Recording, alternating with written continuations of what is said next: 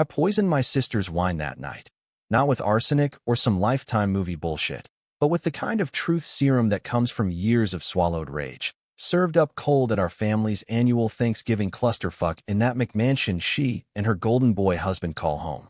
She laughed in my face, her perfect veneers flashing like a predator's teeth, calling me the family screw-up who'd tanked her life by stealing her spotlight back in high school. But little did she know, I'd been carrying her darkest secret like a goddamn anchor for 15 years, and her hubby? He was about to drop the bomb that would make her choke on her own lies. By the time the pie was sliced, the table would be a battlefield, and I'd finally get to watch her empire of bullshit crumble, even if it meant dragging us all into the abyss. My name's Kennedy, and if you grew up in the Rust Belt suburbs of Detroit like I did, you know the kind of family that looks picture-perfect from the outside, but reeks of resentment inside, like a turkey left too long in the oven, all crispy skin hiding the dry rot beneath. We were the O'Connells. Mom, the chain-smoking realtor who'd sell her soul for a commission. Dad, the auto plant foreman who drank his way through 3 shifts and 2 divorces. And us girls, me and my sister Riley, the yin and yang of dysfunction. Riley was the golden child, the one who got the homecoming crown, the full ride to U of M, and the tech bro husband who could buy and sell our old neighborhood on a whim. Me? I was the black sheep, the one who dropped out of community college after a scandal that everyone whispered about, but no one had the balls to name. Spoiler, it wasn't mine. That Thanksgiving, the air in Riley's dining room hung heavy with the scent of sage stuffing and unspoken grudges, the kind that ferment like moonshine in a backwoods still. We'd gathered like we always did. Mom in her knockoff Chanel, Dad nursing a tumbler of bourbon, Aunt Trish yapping about her latest pyramid scheme, and a smattering of cousins who'd flown in from who the hell knows where just to pretend we were functional. Riley, perched at the head like some suburban Cleopatra, was in rare form, her blonde bob impeccable, her Lululemon sweater screaming, "I have it all, and you don't." She'd cornered me in the kitchen earlier, martini in hand, cooing about how brave I was for showing up after my little legal hiccup last year. The DUI that had cost me my job at the call center and landed me in county for 90 days. "Kenny, sweetie," she'd said, her voice dripping honeyed venom. "You really need to get your shit together. It's embarrassing for the family." Embarrassing. That word had been her weapon since we were kids. Back in '09, when we were both 17, Riley had thrown the party of the century in Dad's empty garage while he was on a bender in Florida. It was the night before my art show at the high school, my one shot at a scholarship, the thing I'd poured my soul into with charcoal sketches of abandoned factories that actually made teachers cry. But Riley? She needed the spotlight more than oxygen. Booze flowed like the Rouge River after a storm, kids from 3 districts piling in with cases of Natty Light and pills that glowed under blacklights. I was supposed to be the responsible one, babysitting her chaos because Mom was at an open house and Dad was AWOL. By midnight, it had spiraled. Some jock from the football team, hyped on whatever Molly was floating around, got behind the wheel of his daddy's F-150. He plowed through the chain-link fence, straight into the ravine behind the lumber yard. 2 kids dead. One from our school, a quiet girl named Mia who just wanted to dance. The other a senior from the rivals, some kid with dreams of enlisting. The cops swarmed like locusts. Riley, panicked and puking in the bushes, grabbed my arm as sirens wailed. "Kenny, you have to say it was your idea. You invited them. Please, God, they'll ruin me. U of M, my future, it's all gone if this sticks." Her eyes were wild, mascara streaking like war paint. I was the screw-up already, the one with the detention slips and the thrift store jeans. What did I have to lose? A scholarship? Art school? Fuck it, I thought. Family first. So I lied. Told the detectives it was my party, my booze, my bad judgment. Riley walked away with a slap on the wrist. A curfew and community service she charmed her way out of. I got juvie till 18, then probation that dogged me like a shadow. My sketches? Trashed in the evidence locker. My future? Evaporated like exhaust in a tailpipe. 15 years later, here we were, toasting to gratitude, while Riley preened. Dinner hit its stride around 7, the crystal clinking like fragile egos. Dad slurred a prayer about second chances, his eyes glassy, and Mom nodded along, pretending her Valium buzz was holiday cheer. Then Riley turned to me, fork midway to her mouth, cranberry sauce glistening like fresh blood. "So, Kennedy, she said, loud enough for the whole table. How's the Uber gig treating you? Still picking up drunks who remind you of home? Laughter rippled, forced from the cousins, genuine from Aunt Trish. My cheeks burned, but I forced a smile, the one I'd practiced in the mirror after every parole hearing. Pays the bills, sis. Not all of us married into Silicon Valley. She leaned in, her whisper carrying like a shotgun blast. Bills. Honey, you're 32 and crashing on mom's couch. If you'd just owned up to your mistakes instead of blaming the world. Owned up. The gall. I gripped my wine glass, the stem biting into my palm. That's when her husband, Ethan, tall, bearded, the kind of guy who quotes TED Talks at barbecues, cleared his throat. He'd been quiet all night, nursing his IPA, eyes flicking to me like he was solving a Rubik's Cube. Riley, he said softly, but the room hushed anyway. Maybe ease up. Kennedy's been through enough. Riley's laugh was a scalpel. Oh, Ethan, always the white knight. Protecting the family felon? Come on, it's tough love. Felon. The word landed like a sucker punch, dredging up the mugshot that still haunted my LinkedIn searches. But Ethan's face tightened, something unreadable flickering in his eyes. Regret? Calculation? He set his glass down with deliberate slowness. Tough love implies truth, babe. And the truth? Kennedy didn't throw that party. You did. The table froze. Forks hovered. Mom's pill-popping hand trembled, spilling gravy onto her napkin. Riley's smile cracked like cheap porcelain. What the hell are you talking about? Ethan, not now, but he was already rolling, voice steady as a deposition. I found the old case files last month, digging through your college boxes for that tax crap. The guest list, the texts, your number's all over it, Riley. You begged her to take the fall. And she did. For you. Silence, thick as Michigan snow. Dad's bourbon splashed as he leaned forward, squinting like he'd misheard. Aunt Trish gasped, hand to her pearls. Me? I just stared at Riley, waiting for the denial, the spin, the sisterly charm offensive. But her face, oh God, her face, was a mask slipping, revealing the rot underneath. You lying sack of, she hissed, but Ethan cut her off with a look I'd never seen on him. Cold, unyielding. I married you thinking you were the victim, Riley. The girl who lost everything to her reckless sister. But it was all a lie. And Kennedy?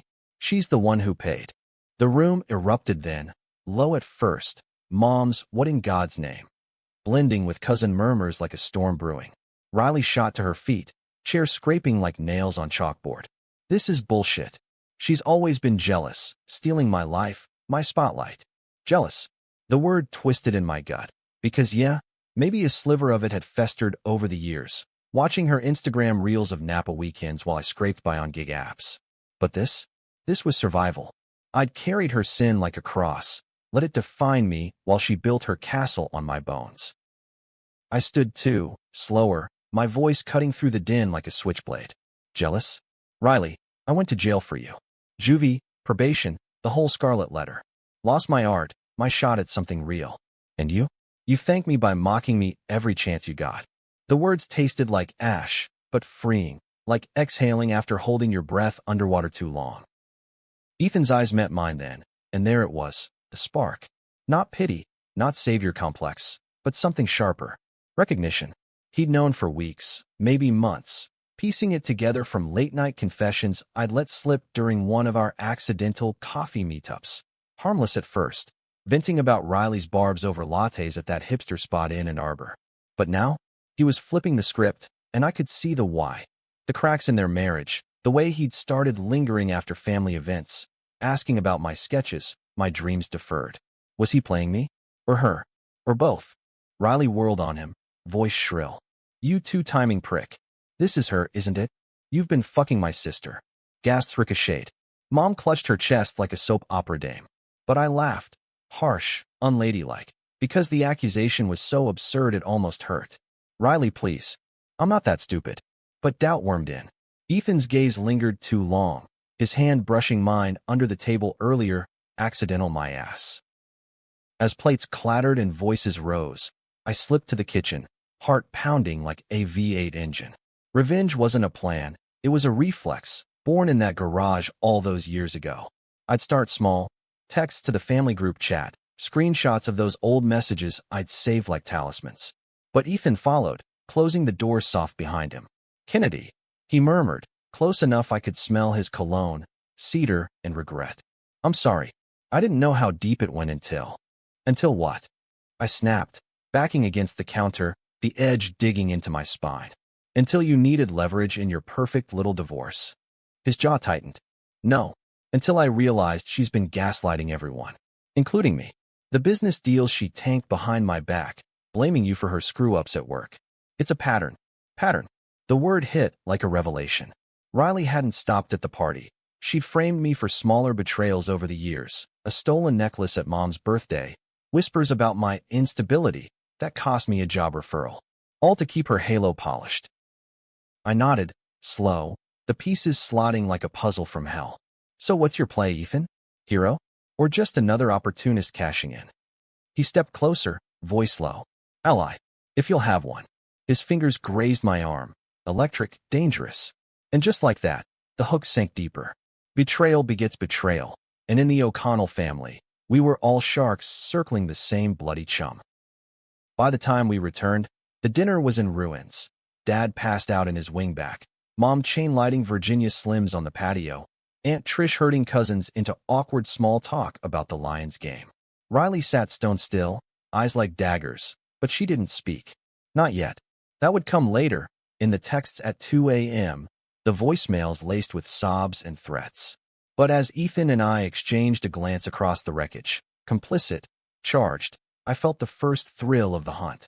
Revenge wasn't just exposing her. It was dismantling the lie brick by brick, even if it meant burning the house down with us inside. The fallout from Thanksgiving hit like a Michigan winter, swift, brutal, and leaving everything buried under a foot of bullshit. By Black Friday, Riley had lawyered up, not for divorce. Oh no, that would crack her facade too soon, but for a defamation suit against Ethan, claiming his slanderous outburst was a ploy to cover his own affair. With me, naturally. The family group chat exploded. Mom's frantic pleas for unity, Dad's emoji thumbs-ups that meant nothing, Aunt Trish forwarding GoFundMe links for family therapy. I ignored it all, holing up in my sublet studio apartment on the east side, peeling wallpaper, a hot plate that doubled as a space heater, nursing a bottle of 2-buck chuck, and plotting my next move. Ethan texted first, around noon, while I was doom-scrolling Riley's LinkedIn. Coffee? Need to talk strategy. Not her style. Espresso and evasion. I met him at that Ann Arbor cafe again, the one with the exposed brick and overpriced pour-overs, where baristas tattooed like extras from a Noah Baumbach flick steamed milk with performative flair. He looked wrecked, stubble shadowing his jaw, eyes bloodshot from what I guessed were sleepless nights on the guest room couch. She's frozen the accounts, he said, sliding me a flat white. Says it's temporary, but her lawyer's circling like a vulture. And you? She called the cops on you last night, trespassing at Mom's. They let you go, but it's war. I finished, stirring in sugar I didn't need. The steam curled like cigarette smoke, reminding me of Mom's porch vigils. Ethan's revelation had cracked the dam, but Riley was flooding back, her lies metastasizing. I'd spent the morning digging through my own digital graveyard. Emails from juvie counselors labeling me high risk, job rejection letters citing background concerns. All echoes of her original sin. He nodded, leaning in. War. And she's got the high ground. Friends in tech. That sorority network from U of M. But I have proof. Copies of the files, your old texts. We go public, controlled. A blog post, maybe pitched to one of those true crime pods. Sister's secret, the party that stole a life. The idea thrilled and terrified. A cocktail of vindication and vertigo. Public? Me, the invisible one. Stepping into the spotlight Riley had hogged. And you? I pressed, because trust was a rusty hinge in our family. What's in it for the knight in flannel armor? Absolution. Or just sticking it to the wife who emasculated you? Ethan's laugh was bitter, like black coffee. Both. And you, Kennedy. Ever since you showed me that sketch last month, the one of the abandoned factory, all rust and redemption, I've seen it. The fire she tried to snuff out. His hand covered mine then, deliberate, warm against the chill seeping from the drafty door. I didn't pull away, not because of the spark, though it crackled like faulty wiring, but because in his eyes, I saw a mirror of my own buried rage. Allies in the trenches. We hashed it out over refills, timeline for the drop, anonymous at first to dodge her injunctions. I'd write the core, the raw, first-person gut punch of that night in the garage, Mia's laughter cutting short, the cold bars of juvie closing like a coffin. Ethan would handle the legalese, his VC connections greasing wheels for a ghostwriter if needed. By dusk, as snow flurried outside like confetti from a funeral, we sealed it with a pact. No half measures. Riley's empire, her influencer side hustle peddling authentic family vibes on TikTok, her consulting gig at that startup, would crumble under the weight of truth. But Riley wasn't one to wait for the guillotine. That night, as I sketched feverishly, charcoal smudging my fingers with visions of her fall, a knock rattled my door. Not the friendly rap of a neighbor borrowing sugar, but insistent, laced with authority. 2 cops, one burly Midwestern dad vibes, the other a sharp-eyed woman with a ponytail that screamed, "No bullshit." "Ms. O'Connell? We need to ask about an assault allegation." Assault. My stomach dropped like a bad carburetor. Riley's doing, obviously, twisting some imagined slight from dinner into a 911 call. They had her statement. I'd lunged at her with a wine glass, threatened her life. Bullshit, all of it, but her word against mine, and mine carried the felon's stink. The female cop eyed my sketchpad, the half-formed image of a woman drowning in silk. "Ma'am, you okay? Looks intense." "I'm fine," I lied, voice steady as I handed over my ID. They left with warnings about restraining orders, but the seed was planted. Doubt. What if she escalated? What if she painted me as the unhinged one, the danger to her perfect life? I called Ethan at 1 a.m., voice shaking. "She's coming for me. Hard." His reply was instant, voice rough from sleep. "Stay put. I'm filing for separation tomorrow. And Kennedy, we're in this. You and me. You and me." The words hung, intimate in the dark, stirring something I hadn't felt since before the fall. Hope, twisted with hunger. The next week blurred into a frenzy. I quit Uber, holing up with a borrowed laptop from the library, pounding out the story in caffeine-fueled bursts. It poured out. The garage party's neon haze, Riley's pleas under the strobe lights, the courtroom where the judge's gavel sealed my fate while she sobbed theatrically in the back row. I wove in the aftershocks, the jobs that evaporated, the dates that ghosted after Google searches, the way Mom's hugs grew shorter, laced with pity. Ethan fed me details. Riley's therapy sessions where she'd confessed vague regrets, without naming names, her boardroom blunders pinned on team mismanagement that smelled like sabotage. But cracks showed in our alliance too. Late-night strategy calls turned personal, him venting about her cold shoulder in bed, me admitting the loneliness that gnawed like rust. One evening, snow blanketing the city like a shroud, he showed up at my door with takeout Thai and a bottle of Cabernet. "Fuel for the fire," he said, but his eyes said more. We ate on the floor, my sketches pinned to the walls like battle maps, and somewhere between pad CEW and the third glass, his lips found mine. It was inevitable, a collision of shared wounds, fierce, unapologetic, tasting of spice and spite. Guilt flickered after, sharp as a hangover. "This makes us no better than her," I murmured, tracing the scar on his collarbone from a childhood bike wreck we'd both witnessed. He pulled me closer. "Or it makes us human. She built her life on lies. We're just rewriting the narrative." But Riley smelled blood. Her next move was surgical, a wellness retreat in Sedona, posted with captions about healing ancestral trauma. Subtle dig, aimed at me. Then the calls, voicemails from unknown numbers, her voice modulated sweet. "Kenny, let's talk. Family first, right? I forgive you for dragging Ethan into this." "Forgive me?" The audacity ignited fresh fury.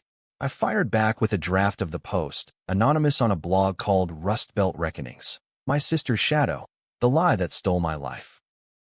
It went live at midnight, views trickling in like hesitant rain.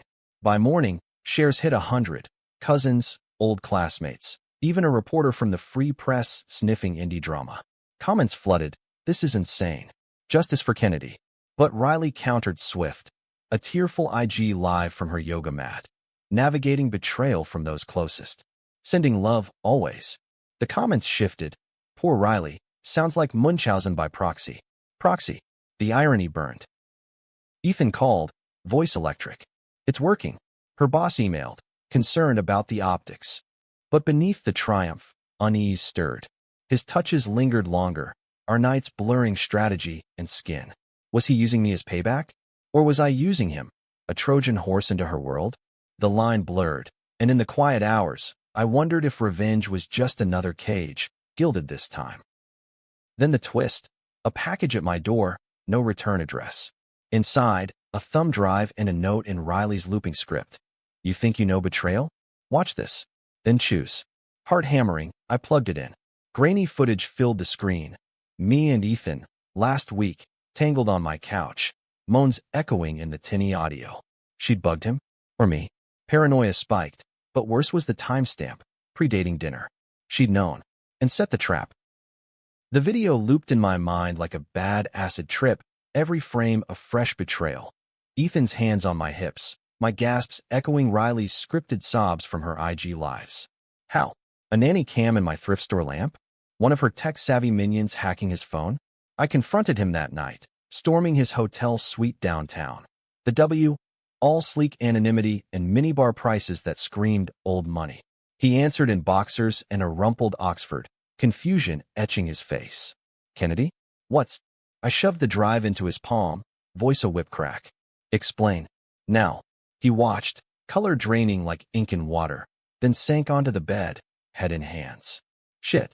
She planted it. In my car last month, said it was for security during my drives. I forgot to disable. Forgot. The word ignited. Forgot? Or let it roll, Ethan? Part of the plan to expose her while getting your rocks off on the side. His eyes flashed. Hurt, then steel. You think I'd sabotage us? After everything. He stood, closing the distance, but I backed up, the room's floor-to-ceiling windows framing Detroit's glittering skyline like a mocking diorama. Us, I echoed, bitter. There is no us. Just two fools dancing to her tune. But even as I spat it, doubt gnawed. Riley's note. Choose. This wasn't just exposure. It was chess, her queen sacrificing pawns to checkmate me. We dissected it till dawn. The blog post was viral now. 10K views. Podcasters demanding for interviews. Riley's retreat had backfired. Followers calling out her victim cosplay. But this video? A nuke. If leaked, I'd be the homewrecker, the gold digger leveraging tragedy for clout. Ethan vowed to lawyer up harder, trace the feed, but his touches turned tentative, the air between us crackling with accusation. Family imploded next. Mom showed up at my door by noon, face puffy from crying Jags and Chardonnay. Kenny, baby, what have you done? She clutched a printout of the blog, ink smudged like tears. Riley's destroyed. Her job's on the line. Ethan's filing. It's all falling apart because of you. Because of me. The old script, rewritten in her Valium haze. I let her in, brewed weak tea on my hot plate. Mom, it was her party. Her lie. I took the fall to protect. Protect? Look at us now. She waved the paper like a flag of surrender. Your father's drinking doubled. Aunt Trish cut us off. And Riley. She's talking suicide. Kenny. Says you pushed her there. Suicide. The word hollowed me, dredging memories of juvie nights staring at razor wire fences, wondering if one slip would end it. Was it bluff? Or the final manipulation, guilting me into silence? I drove to Riley's that afternoon, the snow-slicked I-94 a white-knuckle blur. Her McMansion loomed like a mausoleum, Christmas lights unstrung, mailbox stuffed with subpoenas. She answered on the third ring, voice syrup over the intercom. Kennedy. Bold, coming here. The door swung open to chaos. Packing boxes, a half-empty wine rack, her in silk pajamas that hung loose, eyes hollowed like mine in old photos. Sit, she said, gesturing to the living room. Leather sectional still smelling of Ethan's cologne. No preamble. You win, okay? The truth's out. Happy now. Her laugh was jagged, no mirth. I perched on the edge, fists clenched. Win? You leaked that video, Riley. To what? Paint me the whore. She poured Merlot, hands steady. Video? Oh, honey. That was insurance. In case you ever grew balls. She sipped, eyes gleaming. But let's cut the crap. You think this is about the party? Ancient history. It's always been you. The shadow, the screw-up who made me shine brighter by comparison. Her words landed like barbs, but beneath was desperation, the schemer unmasked. I covered for you too, you know. That shoplifting in 10th grade, Daddy's credit card? I took the heat. Lies, all of it, but twisted enough to sting. Bullshit. You needed me broken to feel whole. We circled then, verbal jabs escalating. Her accusing me of seducing Ethan to steal my life. Me hurling back the years of mockery, the frames, the whispers that isolated me. You built this on my back, Riley. And now? It burns. She lunged then, not violent, but grabbing my wrist, nails digging. Then burn it all. But know this, Ethan's playing you. He knew about the bug. Used it to get close, make you the fall girl for his exit strategy. Clean hands, dirty alibi. Her eyes bored in, twin to mine, but colder. Choose, Kennedy. Family or him. I wrenched free, storming out into the sleet, her laughter chasing like hyenas. Back home, I grilled Ethan via text. Did you know? Hours passed, then, yes. But to expose her, not hurt you. Trust me. Trust.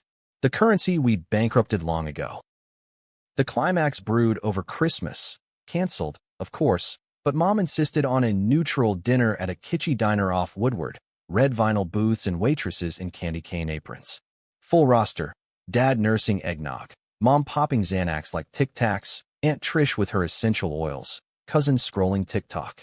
Riley arrived last, Ethan in tow but distant, like uneasy bunkmates. The tension hummed, fluorescent lights buzzing like nerves. Small talk died quick. Mom broached it tentative. Girls, can't we just forgive? But Riley, crisp in cashmere, fixed me with a predator's stare. Forgive? Ask her. She's the one who escalated, sleeping with my husband to get back at me.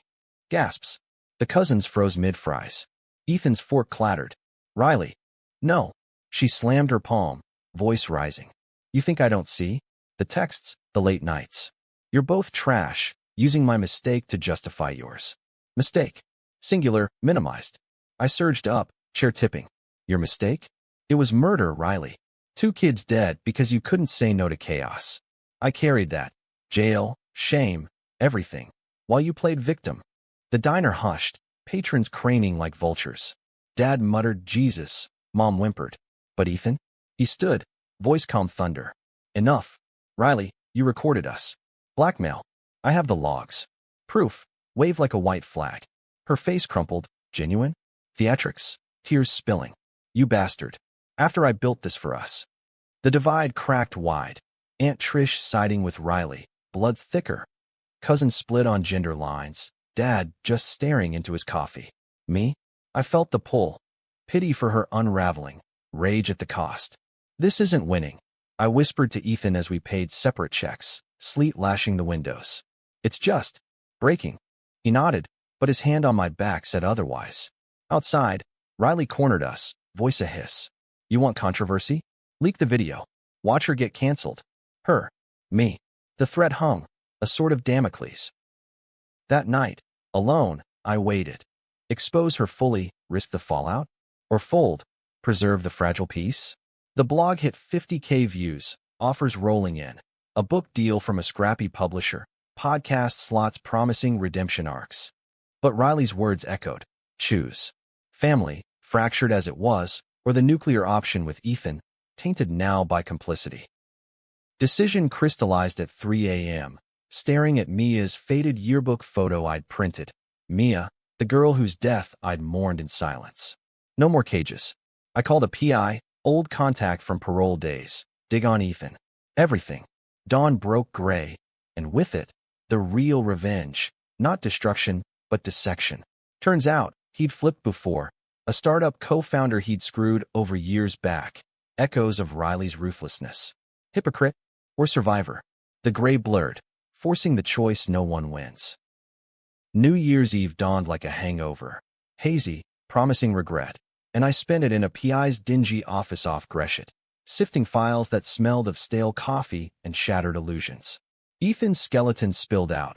Not just the co-founder he'd inspired to suicide with embezzlement whispers, cleared, but mud-stuck. But flings with assistance, a pattern of climbing ladders on broken rungs. He wasn't the knight. He was the dragon in sheep's clothing, using Riley's sins to mask his own. The video? He'd known. All right. Encouraged it.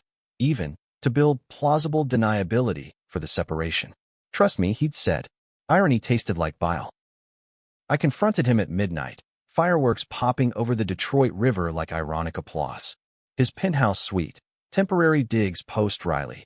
Overlooked the spectacle, champagne chilling and used. We're done, I said, tossing the dossier on his coffee table, pages fanning like accusations. You're just like her. Scheming, flipping, leaving wreckage. He didn't flinch, pouring scotch neat.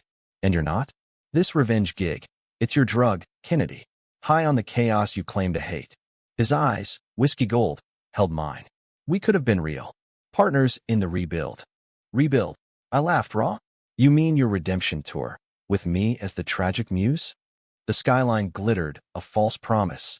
And for a beat, I wavered. The nights we'd shared, sketches reborn under his gaze. The way he'd made me feel seen, not shadowed. But it was all artifice, a mirror to Riley's manipulations. Downstairs, the streets thrummed with revelers, horns blaring Auld Lang Syne. I left him there, echoes of our fight swallowed by the din, and drove east, toward Riley's, the McMansion now half vacant, for sale sign stabbing the lawn like a grave marker. She answered in sweats, hair unwashed, the queen dethroned. You, she said, not surprised. Come to gloat. I stepped in, the house hollow without Ethan's tech toys. No, to end it. We sat at the kitchen island, once the heart of her empire, now scarred from frantic nails.